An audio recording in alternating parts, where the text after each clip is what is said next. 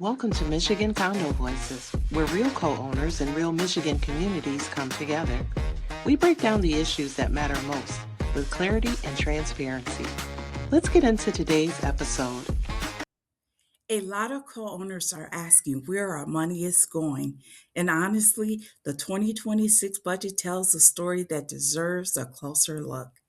Hi, I'm Stephanie, former staff accountant and budget manager, and I help Michigan co-owners make sense of complicated HOA financial data. If you missed part one, please check it out. Today, in part two, I'm walking through what the 2026 budget shows, what changed, and why classification and transparency matter. Let's start with how the 2026 budget is presented versus how it looks when expenses are classified using standard budget practices. The board's version lists everything under operating expenses, but some of these line items, such as major pool work, clubhouse projects, and large items, are typically reserve funded, not operating. When capital type costs sit in operating, it creates two problems. First, operating looks overstated. And second, reserves appear healthier than they actually are. Once these items are reclassified, you can see the reserve contribution much more clearly. And that matters when we talk about long term stability. I'm going to pause for a few seconds here so that you can look at the numbers and check out the reserve contribution as presented and the reserve contribution after the numbers were reclassified. All right, now that we understand the structure, the next question is obvious. Where did the biggest changes occur? These are the five largest increases from 2025 to 2026. Some of these increases may be necessary, but what's missing is the explanation, timing, and supporting schedules to help co owners understand why these numbers moved the way they did.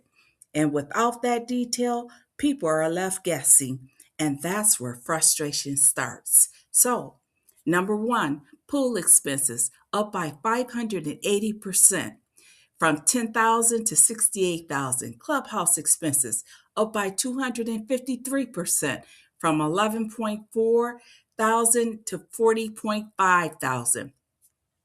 Professional services, including legal expenses, up by 56.6 from 64,000 to 100,000.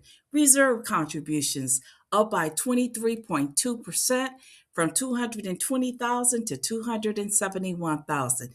And lastly, communications up by 7.7% from 5.7 thousand to 6.2 thousand.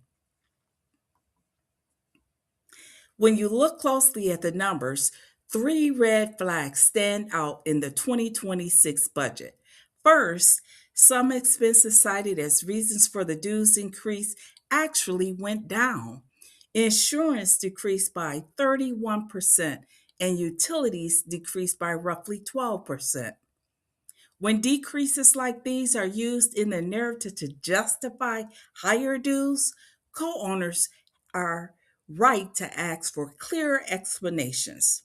Second, there are very large increases in certain categories, including the pool, clubhouse, and professional services.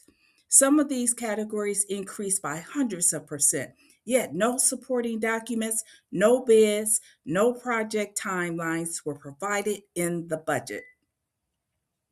Large increases aren't automatically wrong, but without documentation, co owners cannot evaluate necessity, scope, or timing. And third, repairs and maintenance funding was reduced. Huh? Despite decades old infrastructure and long standing maintenance needs, reducing maintenance while increasing other categories can signal problems are being postponed, not resolved. Taken together, these three issues don't answer the question co owners are really asking.